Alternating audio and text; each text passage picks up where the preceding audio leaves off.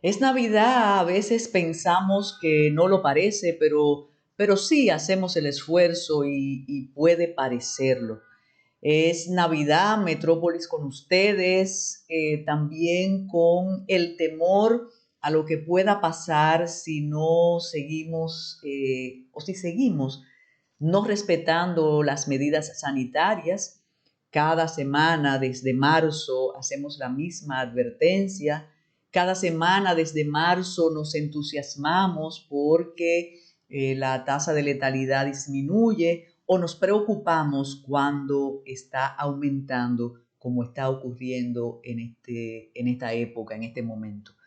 Algunos atribuyen a los jóvenes al no uso de mascarilla, al no respeto del distanciamiento, pero sin duda es un problema que no solamente nos afecta a nosotros, no es una característica tayana caribeña esta realmente, sino que es una propensión del ser humano, que somos gregarios y que andar siempre con una mascarilla o evitar el contacto con nuestros iguales es inconveniente y nos provoca incomodidad sin evaluar el riesgo sanitario, el padecimiento y naturalmente la muerte. Alemania restringió, Uruguay también. Utilicé el ejemplo de los antípodas porque Uruguay está en el otro lado del globo, pero Uruguay había sido absolutamente exitoso con las medidas que tomó en un principio. Alemania también. Y Angela Merkel esta semana pronunció un discurso que podríamos calificar de dramático, sobre todo pensando en que vienen las festividades navideñas y las festividades de fin de año. El caso en Estados Unidos es realmente impresionante y previsible porque después del intercambio de los viajes, producto de una celebración tradicional en Estados Unidos, como es la celebración del Día de Acción de Gracias, hubo un contacto eh, millonario de personas y ahí están los números. De modo que siempre tenemos que comenzar estos programas con esa noticia, esa información, ese comentario que no es agradable, pero es una realidad. Están subiendo los contagios, la letalidad está acechándonos y lo más preocupante, la ocupación de la unidad o de las unidades de cuidados intensivos. Pero es Navidad. La tradición está ahí a pesar de los pesares. Es importante que siempre recordemos, aunque eso ustedes lo saben, que Ready para Exportar lo trae Tayana Mora Rami siempre con una participación estelar, una participación que ha sido encomiada siempre que la presenta y siempre tenemos que enviar un saludo muy especial a nuestros amigos internacionales en Curazao y en toda la región que nos auspician y que creen en la propuesta de Ready para Exportar y de Metrópolis. Y a propósito de auspicios, tenemos que dedicar un día, un programa especial a lo que se está planteando con la publicidad, un proyecto que esbozó el presidente de la República, pero eso viene en otro de los segmentos de Metrópolis. Sin dudas, el tema que ha acaparado la atención en la República Dominicana y más allá es el tema de la acusación hecha por la Procuraduría Especializada en Corrupción Administrativa, PEPCA, de la Procuraduría, una dependencia de la Procuraduría General de la República. Sin duda la atención ha estado centrada desde el día de los apresamientos y las visitas domiciliarias a estas personas que supuestamente forman parte de una red que se dedicó a el enriquecimiento ilícito, sustrayendo fondos del Estado y estafando al Estado. Insisto en el supuestamente porque debido a un oficio que tuve hace muchos años, tanto en el Ministerio Público como en el Juzgado de Instrucción y también en la Cátedra Universitaria, no me permiten acusar o condenar a una persona antes de ser sentenciada y declarada culpable por un juez competente. Entonces, siempre vamos a hablar de supuestamente involucrados, supuestamente responsables.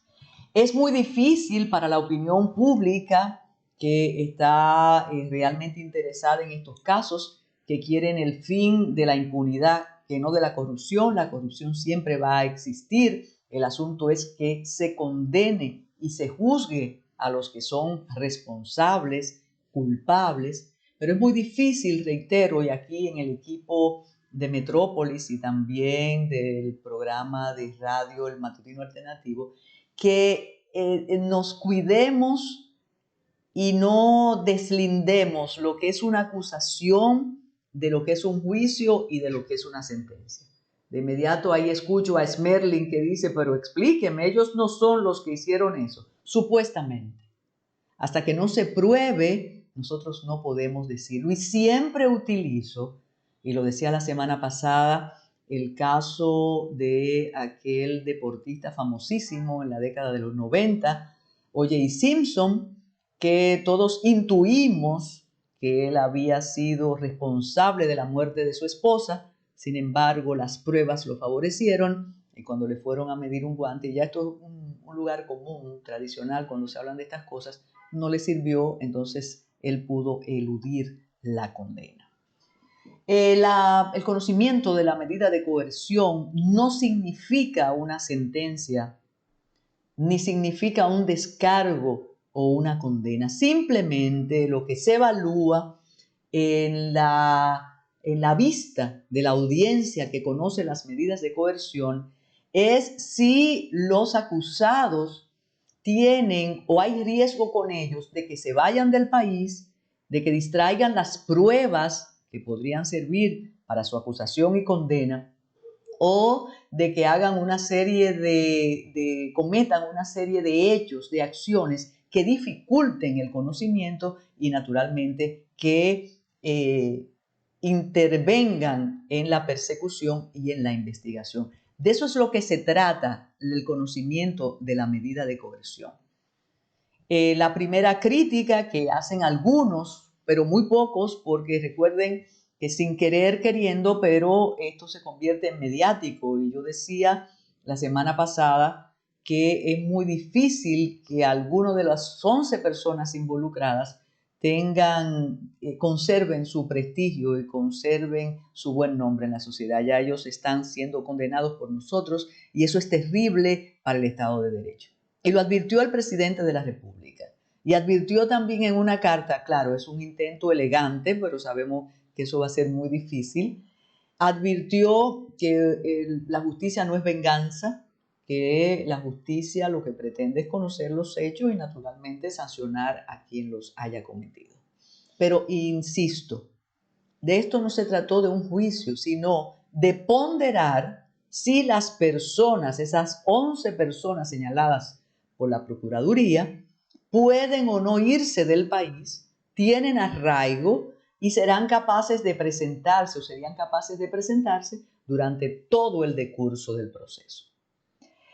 Él decía de la crítica, pero pocas críticas naturalmente, es que sin querer se convirtió la audiencia en un juicio y los representantes de la PEPCA hablaron de hechos, presentaban pruebas, que no era el presupuesto adecuado para el conocimiento de las medidas de coerción, pero así ocurrió.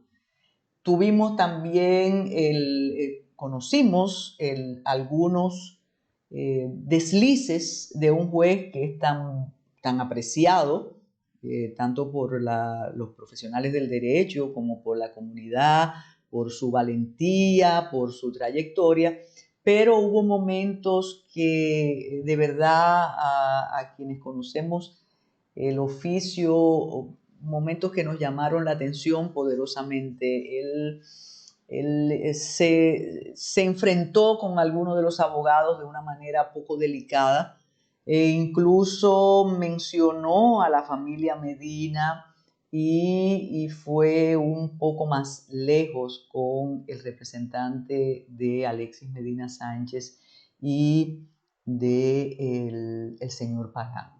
Esos son detalles que ameritarían una recusación.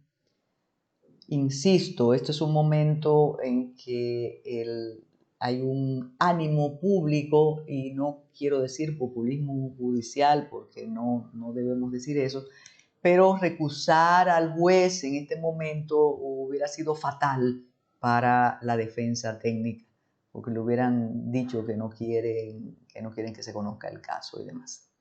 La disposición, el Ministerio Público pidió medidas de coerción, prisión preventiva para todos, menos para el excontralor de la República, de 1 año.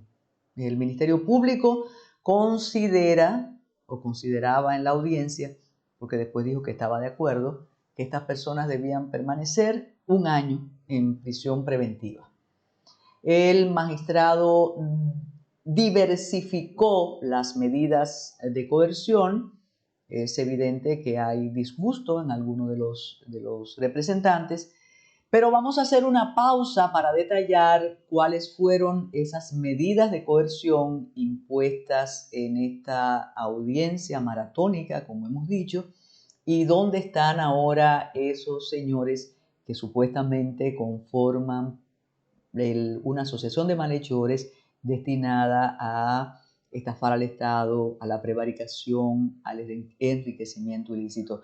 Ahora, cuando menciono prevaricación, quiero destacar la participación del abogado apellido Núñez, un joven que de verdad dio cátedras de derecho, independientemente que se esté de acuerdo o no con el representado o el cliente, pero dio una cátedra de derecho, de sensatez y de elegancia jurídica en una audiencia que por momentos, y con todo el respeto, notamos que el juez había perdido el control de la misma y que estaba en manos de los representantes del Ministerio Público, con estridencia, con intercambios realmente violentos, con una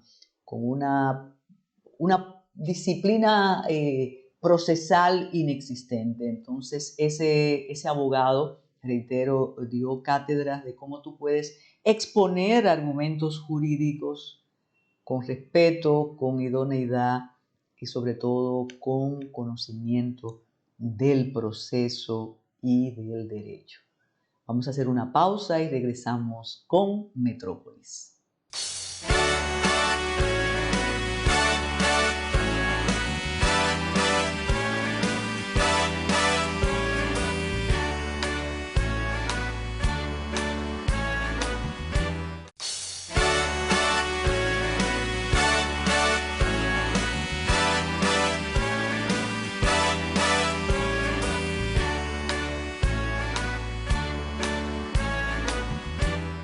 Bueno, continuamos con el caso, las medidas de coerción para los implicados en la operación Antipulpo, así ya se ha bautizado, y es muy difícil sustraerse ya de ese nombre que yo decía la semana pasada que me parecía como de serie de televisión.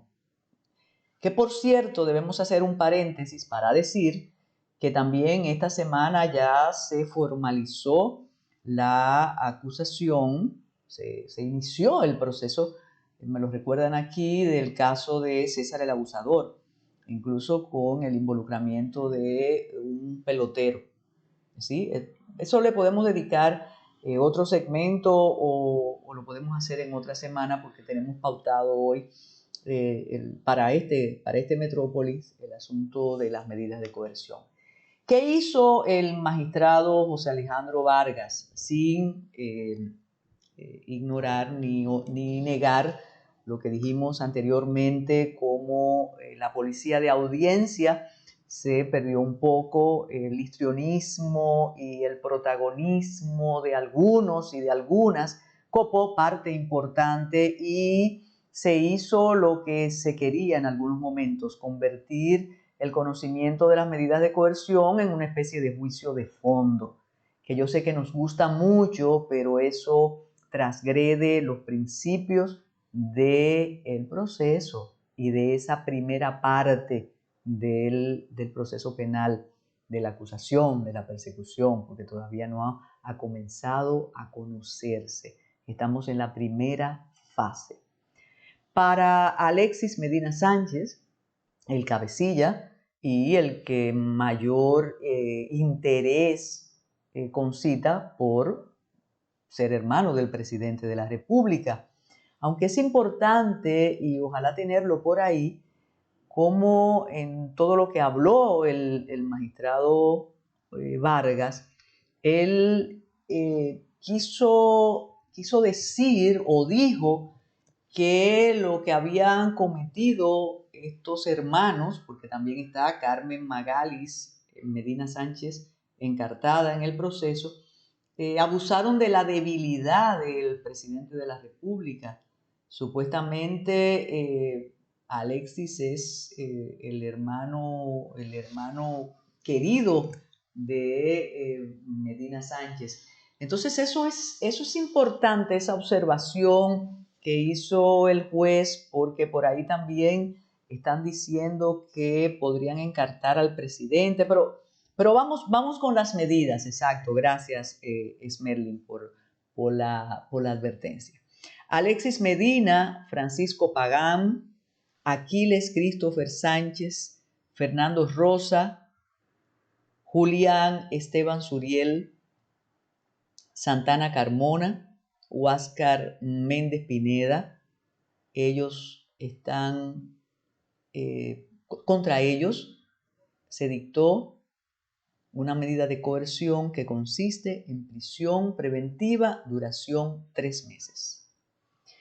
Un año había pedido la PEPCA, pero 3 meses de medidas de coerción. Importante el caso de uno de los que la PEPCA involucra como testaferro de Alexis Medina, que es el caso del joven Suriel, Julián Esteban Suriel, que hizo una exposición muy emotiva y que incluso destacó que él tiene fortuna personal y su familia también. Habló de la historia de su padre, cómo crió a sus hermanos, cómo se hizo profesional y cómo tiene un patrimonio importante porque fue el fundador y son los dueños de Constructora del Sur. Y el abogado de Julián Esteban Suriel presentó un álbum contentivo de las obras de esa constructora. ¿Qué dijo el magistrado Vargas? Él quiso decir o quiso justificar que la prisión preventiva de Julián Esteban Suriel, por eso me imagino que la PEPCA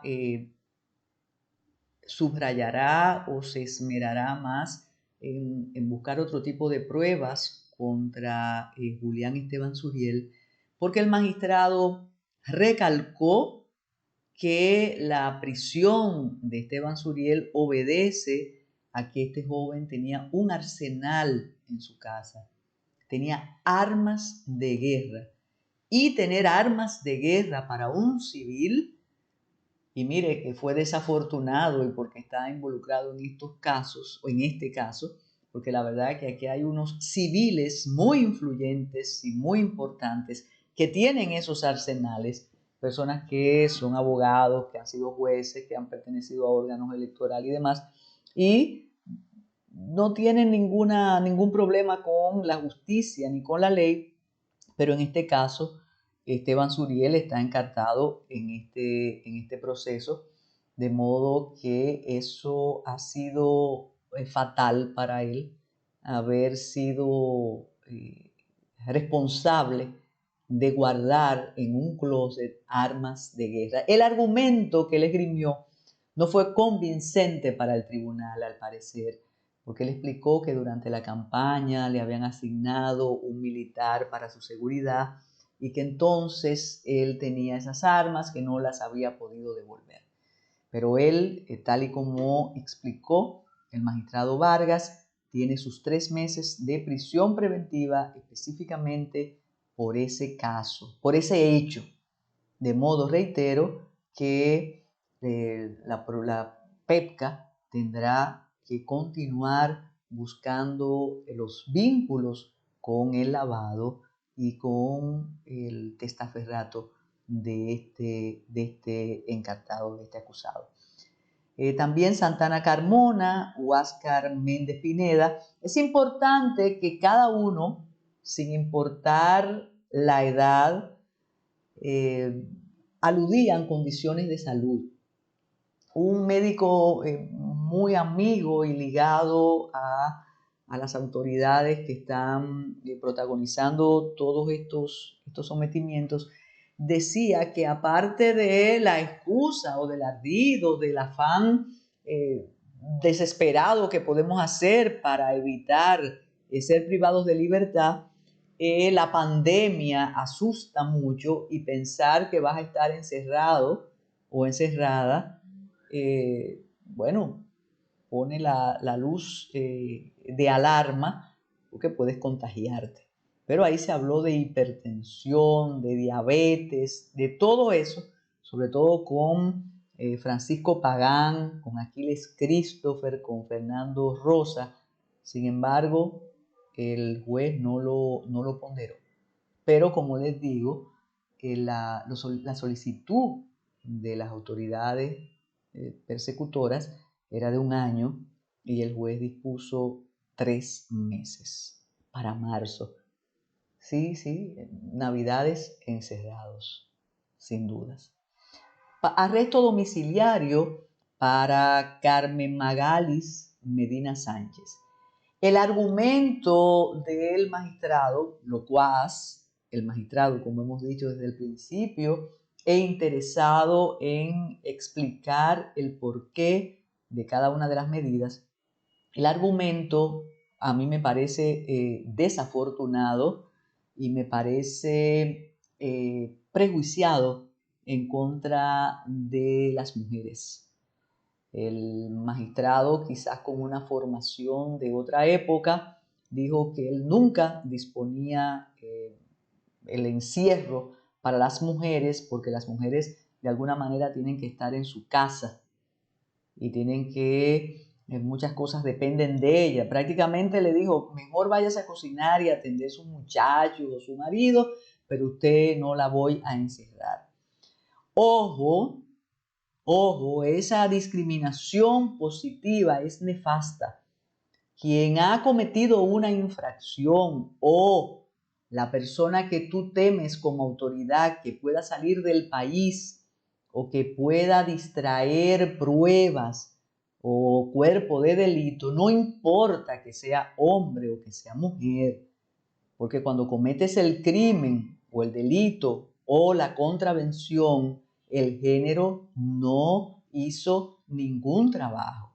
Aquí hay una población carcelaria femenina importante y está encerrada. De modo que a mí me pareció absolutamente desafortunado el argumento, porque además el juez, con todo respeto, porque ahora hay que hilar muy fino para que no te caigas haciendo de equilibrista jurídica y política, porque el juez de alguna manera encuentra razones en contra de esta persona, pero le dice, no, yo te voy a mandar a la casa porque ese es tu lugar. Otro caso importante es el caso del doctor Freddy Hidalgo. El doctor Freddy Hidalgo fue aquel ciudadano a quien agredieron violentando sus derechos, a pesar de todo lo que han dicho los representantes de la sociedad civil y ese nuevo argumento de que si es de madrugada yo te cuido tu intimidad. Pues ese Freddy Hidalgo fue la persona que vimos en ropa interior, que vimos a un agente de la Policía Nacional tocarlo y llevárselo sin previa consideración.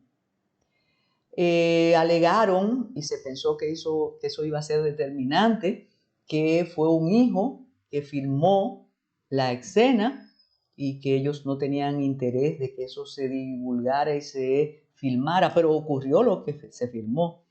Y además, en un momento, la magistrada Jenny Berenice Reynoso mencionó el desafortunado caso en que se vio involucrado Hidalgo cuando era ministro de Salud, que fueron aquellas muertes en el hospital Robert Reed de unos niños.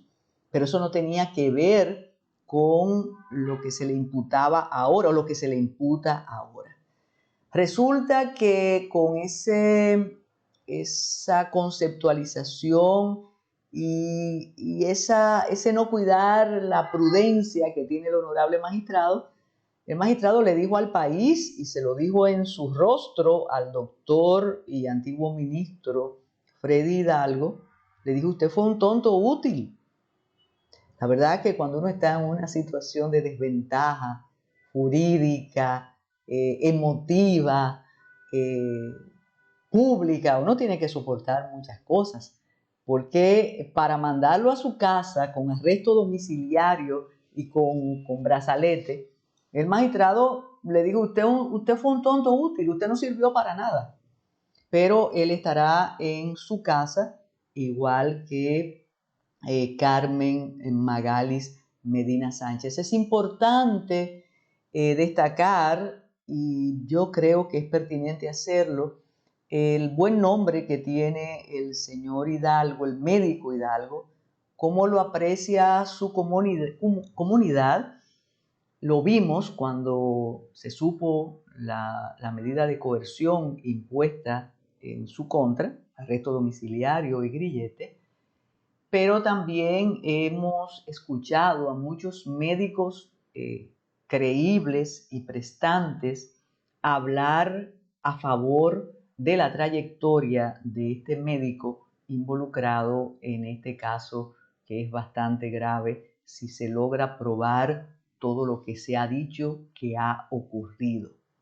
También está el caso de arresto domiciliario de Hermosén Almanzar, que es el ex contralor de la República, que lo vimos, primero tiene problemas serios de salud, pero lo vimos dispuesto a colaborar con las autoridades y de alguna manera la propia representante del Ministerio Público en audiencia, cuando lo escuchó, le dijo que ellos variaban la solicitud a favor de Hermosén porque al parecer él ha colaborado con las autoridades y será beneficiario de lo que se conoce como delación y posiblemente, si analizamos con una perspectiva ética, la delación premiada puede ser fatal porque tú lo que estás es denunciando a otros, pero también te tienes que salvar. Y si Hermosén dice que a él lo desvincularon porque no colaboró con la red, pues es evidente que él puede aportar algunos argumentos o algunos hechos que permitirían a la Procuraduría Especializada en la Persecución de la Corrupción Administrativa llegar a donde quiere ir, a buscar las pruebas pertinentes que permitan en el decurso de un juicio oral público y contradictorio la condena. Hubo un caso también muy interesante que es el caso de Domingo Antonio Santiago Muñoz. Domingo Antonio Santiago Muñoz llamó la atención porque él expuso que él no es testaferro. Él dijo que él no era testaferro de nadie, que él no le podía lavar a nadie porque él es millonario y que él ha hecho su fortuna trabajando y en un negocio no tradicional que es ser metalero. Él exporta metales. Incluso él comentó, y por eso lo decimos nosotros aquí, porque él lo comentó en audiencia, es decir, al país le dijo que en una ocasión lo sentaron al lado de dos tradicionales y prestantes empresarios del país, en una reunión de su banco y él dijo, ¿qué hago yo aquí al lado de estos dos señores? Bueno, fundadores de la República Dominicana con las más grandes fortunas, y su ejecutiva de cuentas y un ejecutivo del banco le dijo, usted movió tanto dinero como ellos durante este año o quizás más. Cuando insistían que una casa de él estaba puesta a nombre de Alexis y que había toda una maraña para encubrir la propiedad, él insistió y dijo cuándo la compró, cómo la compró, con qué dinero la compró. De modo que el juez estuvo convencido de que esos teneres pertenecen a Domingo Antonio Santiago Muñoz, que luego nos hemos enterado por testimonios de abogados, de empresarios y de personas ligadas al sector financiero, que en efecto el señor es una persona que ha disfrutado y disfruta de un patrimonio realmente importante. Ese señor está en su casa pura y simplemente, naturalmente, está en el proceso. Él no fue descargado, que esa es otra, la diferencia que hemos hecho. Obra también para bien y también para mal. Entonces, porque él está en su casa no quiere decir que ha sido descargado, pero se considera que un hombre con ese patrimonio no se va a ir del país, ni va a distraer ninguna prueba, porque al contrario, él demostró la propiedad de cada uno de los inmuebles y el origen de cada una de sus cuentas. De modo que ahora hay que esperar qué va a ocurrir, si van a solicitar revisión de estas medidas, si van a apelar, pero mientras tanto hasta marzo tendremos a estas 11 personas pendientes del cumplimiento de estas medidas de coerción impuestas por el magistrado José Alejandro Vargas, y de nuevo decirles que esas personas no están condenadas, aunque como dije al principio, yo creo que el desprestigio ha sido hecho ya. Va a ser muy difícil que puedan recuperar el buen nombre. Fueron trasladados, no pudieron ir a donde solicitó la Procuraduría, sino que están en Najayo Hombres, porque al parecer el otro lugar está lleno de personas, posiblemente luego los trasladen. De modo que eso ha sido la novedad jurídica, política, procesal de esta semana, que va a seguir siendo noticias y despertando el interés de la población.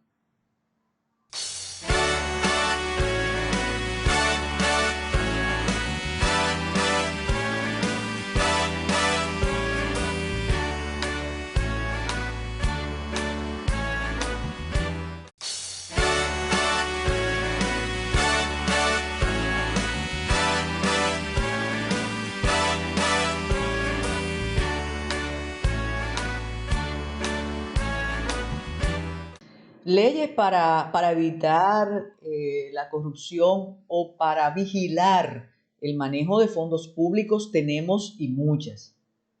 Aplicarlas y poner en acción los controles es lo difícil. Recordemos aquel caso de Baninter. Después de ese caso, y aquí estábamos en Metrópoli, como hemos estado durante tantos años, vino toda una reforma financiera de vigilancia al sector y sin dudas ha dado resultado. Pero para la distracción de fondos públicos, para la transparencia, tenemos mucho. El problema, reitero, es la aplicación y el seguimiento de las mismas, que en el caso que hemos mencionado, en el caso donde se involucra el enriquecimiento ilícito y la estafa y la prevaricación, al parecer esos controles no funcionaron. Pero el presidente de la República, en medio de todo este barullo, ha comunicado a la población que va a proponer y a tratar de que se conozcan modificaciones y leyes que permitan el control, la transparencia, la verificación constante del uso de los fondos públicos. Es importantísima esa iniciativa, pero creo que la comunidad jurídica que se atreva a disentir y la comunidad que pueda opinar debe, y las asesorías jurídicas de la excelencia, excelente que tiene que tener el presidente, debe recordarle que nosotros tenemos, que el problema o la necesidad es el control y que se apliquen esos mecanismos con el rigor que la misma ley establece. Menciona el presidente un caso muy sensible para su gestión y que se ha convertido en marca gobierno del presidente Abinader, modificar la Constitución para que se establezca el apartidismo del procurador o la Procuradora General de la República, y de nuevo apelo al conocimiento jurídico de las personas que están a su alrededor y de esas personas que presionan muchísimo desde la calle, desde sus poltronas cívicas de la sociedad civil, para que se haga antes de... El presidente tiene poco más de 100 días, fue en agosto, ¿no? Y a veces es bueno asentarse, conocer cómo va el propio equipo antes de hacer estas propuestas. ¿Por qué lo digo? Porque me luce que en la Constitución de la República, los requisitos para ser Procurador General de la República es ser dominicano o dominicana, mayor de edad naturalmente, haber ejercido durante más de 12 años la profesión o en funciones afines, y ser licenciado o doctor en Derecho. Poner ahí que sea apartidista a mí me parece algo que no le corresponde, no correspondería al texto constitucional. Y es la discusión sempiterna, y me parece que a partir de esta semana, aunque ya los aprestos navideños nos hacen pensar en otra cosa, quizás el tema se discuta, porque ¿qué es ser apartidista? A veces tú no has pertenecido jamás a un partido, no te has inscrito nunca, pero tienes tus simpatías con ese grupo político o ese grupo partidista. Decían connotados juristas, después de escuchar al presidente, que posiblemente se pueda modificar aquello tan crudo de decir ser apartidista, decir no haberse inscrito en un partido político. Pero imagínate tú, eso no te garantiza la idoneidad para nada, ni la independencia de un representante del Ministerio Público en su más alta instancia. De modo que tendremos eso para discutir. Ya hay personas especialistas que están proponiendo que si van a modificar la Constitución de nuevo, que sea a través de una asamblea constituyente. Pero el presidente de nuevo volvió a hablarle al país con esas propuestas. Lo hizo el día de la lucha contra la corrupción, pero tendremos que esperar los proyectos de ley con las propuestas. También habló de publicidad, como decíamos en uno de los segmentos anteriores, pero eso amerita una discusión, porque no somos ingenuos y la publicidad gubernamental ya está en determinados lugares y depende de muchas razones que no sé si una ley así la contempla. Por demás, la mejor publicidad es hacer un buen gobierno, aunque imagínate, y si Freddy Ortiz está escuchando lo va a entender, nosotros necesitamos de la publicidad para mantener los programas. Y la publicidad oficial desde el inicio de los gobiernos del PLD es muy transparente. Y tú entras a un portal y te van a decir, digo, la que es exacto, la que es transparente, ¿no? Te van a decir cuánto te dan, cómo firmaste el contrato y cuántas cuñas tienes que pasar. Y si tú tienes registro de contribuyente y demás. Que antes, mucho antes, no era así. Te la pagaban. Pero yo sé que eso es muy delicado y eso necesita discusión. Y tener una publicidad gubernamental tampoco te compromete. Bueno, y como hemos dicho, vamos a recordar a Víctor José Víctor, que hubiera estado de cumpleaños el 11 de diciembre y es una de las despedidas de este año a causa de la COVID-19, de esas que a veces nos parece que no es cierto, pero por eso hemos querido recordar a Vitico, a Víctor, en su cumpleaños, aunque ya él no está con nosotros.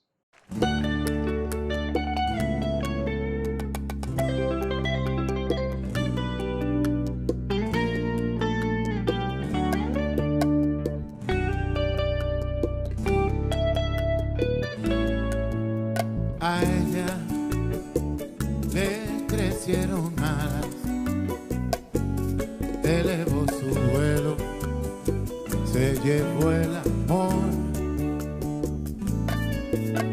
A mí una lanza al pecho, la calle mojada, sin sol me quedé. Amante, gaviota querida, de noches enteras, devuélveme el alma, que muero de pena y amor.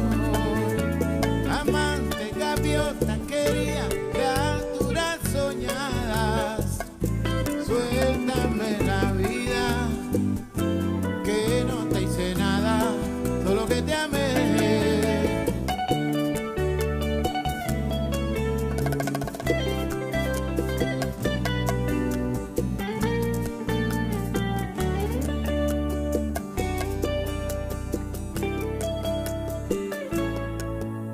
A ella la alcanzó un recuerdo, detuvo su andada y se echó a llorar.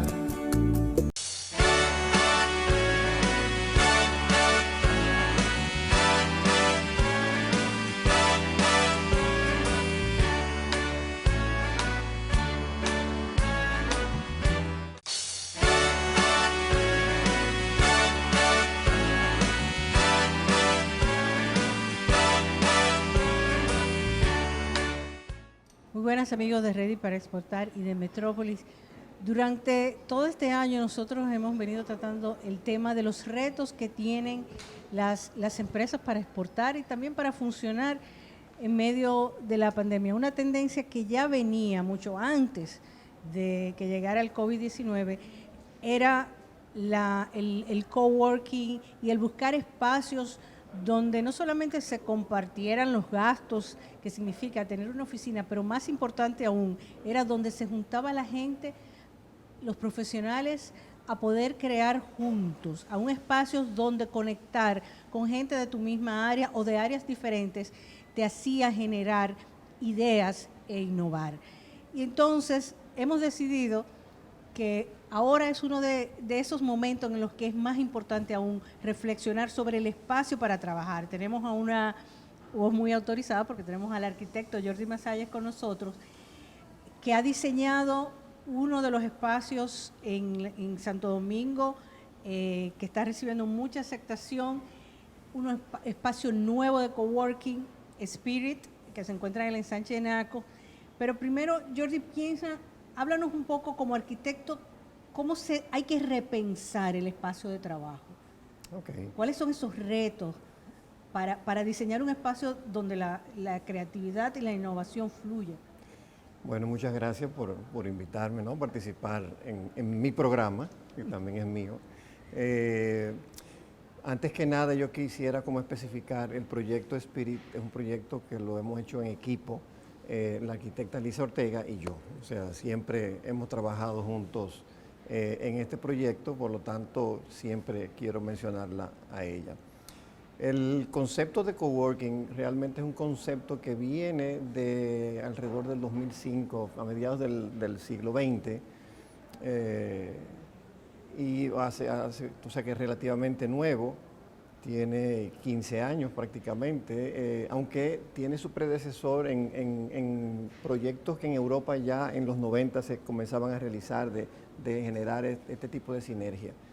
Y el coworking no es más que un lugar de trabajo en el cual se crean sinergias a partir de la conjunción de toda una cantidad de profesionales de distintos ramos que generan primero un ambiente de trabajo y segundo, pues vamos a decir, una red de profesionales que se interrelacionan entre sí y que generan pues se autogeneran proyectos entre sí con esas necesidades que van generando a veces que uno necesita pues un abogado, pero el otro necesita un cineasta, y aquí tenemos cineastas, tenemos abogados, tenemos ingenieros, tenemos empresas desarrolladoras y así.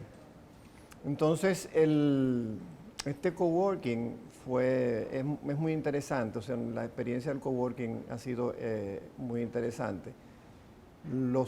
El diseño de los interiores, el diseño de interiores que nosotros hemos hecho en varias ocasiones es mucho más agradecido incluso que la arquitectura per se, porque tiene la reacción de la gente cuando llega a los espacios y se sorprende y ve los espacios, entonces lo expresa ahí mismo y hay como una interacción mucho más inmediata. Para este proyecto, las tres principales socias, que son 4 socios, el señor Carlos Valiente, que es como el socio principal, pero después están las 3 desarrolladoras del proyecto, de la idea y todo eso, me agarraron y me llevaron en enero de este año, a un viaje a Nueva York y a Miami, a visitar varias franquicias de coworking que existen allá. Específicamente, ellas estaban interesadas en una cadena que se llama WeWork, pero las cosas del destino, a veces resulta ser que cuando llegamos allá, ya ellas habían establecido unas citas con la gente de WeWork, pero se les había pasado que era el día de Martin Luther King. Entonces, estaba cerrado. Ante la molestia de ellas, pues nos enseñaron uno, fuimos a ver el único, y ellas, que son 3 profesionales, las 3 son ingenieras industriales, imagínate, son 3 ingenieras industriales que todo es matemático, al segundo, todo es una precisión y una perfección al extremo. Comenzaron a buscar, estando en Nueva York nosotros, y encontraron una franquicia llamada Bond, y la fuimos a ver. Y cuando entraron a Bond, se voltearon, me miraron y me dijeron, no tenemos que seguir viendo más. Algo así es lo que queremos. Si bien WeWork es una franquicia muy de línea arquitectónica, moderna, minimalista, Bond, al contrario, era un poco más acogedora, un poquito más hogareña, un poquito con un espíritu más, y eso fue lo que a ellas les gustó, y entonces pues esa fue la idea con la cual vinimos a desarrollar este proyecto. ¿Cuáles son para ti los elementos, claro, aparte de tener ese espacio acogedor que invita a trabajar, a concentrarse en el trabajo, cuáles son esos elementos que tú dirías que son clave para que un espacio de coworking funcione? Bueno, yo entiendo que lo más importante es que la gente se sienta bien en el sitio y que todo esté lo suficientemente bien balanceado, porque el éxito de los espacios, así es en una casa, así es en un apartamento, así es en todo tipo de espacio que uno diseña, es el balance. La estrategia de Spirit es ir creciendo, y por eso pues cuando ellas me pasearon por varios edificios en los que se buscaba un lugar ideal para colocar el proyecto, cuando llegamos al edificio La Isla, a pesar del caos que había en ese momento, porque estaban recogiendo la tienda, pero uno como arquitecto ve un poco más allá, y cuando entré y vi este espacio a doble altura, yo, así como me hicieron ellas allá en Nueva York, yo me le volteé a ellas y les dije, no sigan buscando, que este es el lugar.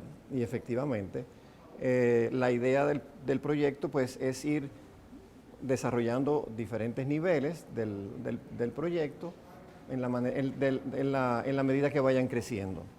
Entonces, lo que diseñamos en el primer y segundo espacio, el primero y segundo niveles, que son los que están integrados con esta doble altura, yo lo definiría como el área social del proyecto. Es decir, en la tipología que vimos en Estados Unidos, tanto en Nueva York como en Miami, veíamos que yo hacía el símil como si fuera como un hotel, ¿no? Tú tienes un lobby, común donde está la gente, y después tienes una fila de habitaciones, en este caso de oficinas cerradas, las cuales están todavía con más control de acceso para garantizar la privacidad de esos espacios. Y en este caso, pues nosotros en este primer y segundo piso lo que hicimos fue el área social del proyecto, cuyo objetivo es apoderarse, porque no son fáciles estas chicas, ellas quieren apoderarse de todo el edificio. Entonces, en la medida que el proyecto vaya creciendo, pues entonces esto va a seguir siendo como el área social del proyecto, donde cual se harán todas las actividades. Este martes pasado hubo un bazar de una influencer muy importante que tiene un bazar todos los años y se les ofreció hacerlo aquí y fue un éxito. Estaba repleto de gente, todos con sus medidas de distanciamiento, con todas las medidas de higiene y todo. Y nosotros hemos tenido una ventaja en el sentido de que nosotros diseñamos esta área, vamos a decir, estas áreas comunes con un nivel de espaciamiento lo suficientemente, vamos a decir, positivo, que nos ha permitido adaptarlo fácilmente a la pandemia, porque nosotros comenzamos la ejecución del proyecto y terminamos el proyecto justo cuando empezó la pandemia. Entonces, como te puedes imaginar, hubo un caos, el caso de negocios, y comienzan los inversionistas, ¿no? Y esto y lo otro, entonces la pandemia, no había nada que hacer, en fin. Pues eso fue en marzo, y desde marzo hasta septiembre, que fue cuando vamos a decir oficialmente, aunque no oficialmente, pero efectivamente comenzó el proyecto a funcionar. Todo fue como un cambio en esa orientación del proyecto para darle más espaciamiento. Se inundado con temas para limpiar, los gel para limpiar, menos sillas en las áreas comunes. Y realmente, incluso para mí, ha sido una gran sorpresa el éxito que ha tenido el proyecto, a un nivel tal de que el proyecto ahora mismo está copado y se está ya trabajando en las ampliaciones del proyecto en los siguientes niveles porque tienen lista de espera.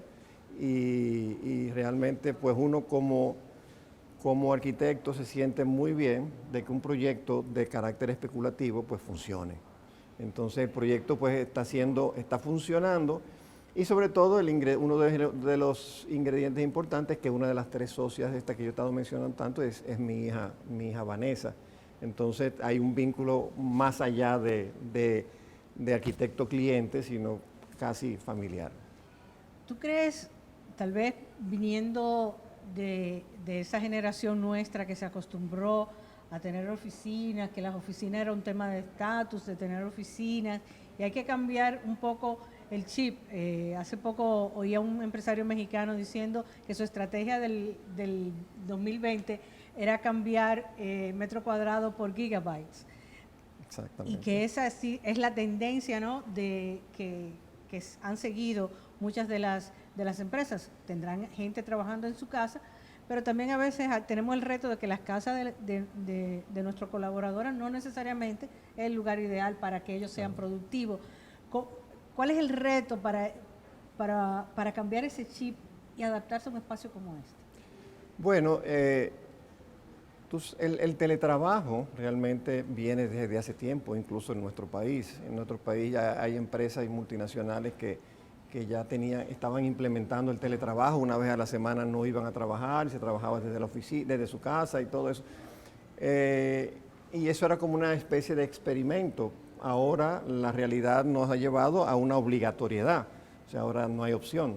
Hay que trabajar desde la casa. Entonces eso creo que le ha dado un giro al tema de lo que es la eficiencia, ¿no? y la eficiencia del trabajo y la rentabilidad del trabajo. Porque definitivamente, así como dices, hay casas en las cuales no es fácil el incorporar el teletrabajo a una casa, pero por otro lado, el hecho de no tener que moverse, eso implica ahorro en tiempo, y la gente está funcionando. Nosotros En nuestra oficina, por ejemplo, trabajamos así, un poco en teletrabajo, hasta que poco a poco, pues, es una oficina con mucho espacio para los arquitectos que somos y ya estamos trabajando en nuestras oficinas, siempre con mucho comedimiento. Pero sí, yo creo que el chip ya se ha cambiado. Yo creo que el chip ha sido aceptado. Yo mismo siempre relajaba con ellas y les decía que yo tenía mi oficina seleccionada, que era una oficina que estaba en el primer piso en el final, porque me gustaba mucho. Y realmente una de las cosas que la gente dice cuando está aquí es que no quieren irse. Y eso para mí es parte, y me ha pasado a mí. Yo pensaba que me pasaba a mí por el involucramiento que yo tengo, pero lo dice mucha gente, entonces parece que es verdad. Y entonces eso yo creo que es importante porque este proyecto va mucho más allá de un simple lugar de trabajo. Ellos tienen 3 lemas que definen varios aspectos de la orientación que ellas le están dando al lugar, que va mucho más allá. Es work, live y grow. Me los aprendí. Entonces cada uno tiene su orientación, el work, el live y el grow. El live es lugar para convivir, porque realmente al trabajar todas estas oficinas juntas, se convive, se conoce a la gente, se saluda, otros no te saludan, pero bueno, es la dinámica del lugar. Y el grow, porque ellas tienen todo un tema de trabajar en el desarrollo personal a través del coaching y ese tipo de cosas. Hay toda una filosofía establecida y una acción en ese sentido. Es decir, que el proyecto va mucho más allá de un simple lugar de trabajo. Y para las empresas que crezcan, entonces hay diferentes opciones. Si yo empiezo mi empresa aquí, pero vengo yo a trabajar aquí, luego empiezo a crecer, tengo opciones para quedarme en Spirit. Efectivamente, esto funciona como un club, como unas membresías. Entonces va desde sencillamente tener una membresía que te permite entrar y sentarte en una serie de espacios comunes que hay, en el cual se puede sentar en cualquier sitio, hasta pasando a unas mesas en las cuales ese espacio ya es, aunque esté en áreas comunes, es tuyo y nadie más lo puede utilizar, y de ahí caer ya en lo que son las oficinas cerradas. También es muy importante destacar los salones de reuniones, porque entonces hay esta modalidad pues brinda hace el espacio mucho más eficiente. Tú tienes tu oficina, pero tú no necesitas tener un salón de reunión dentro de la oficina, porque el local tiene 6 o 7 salones diferentes, los cuales a través de un programa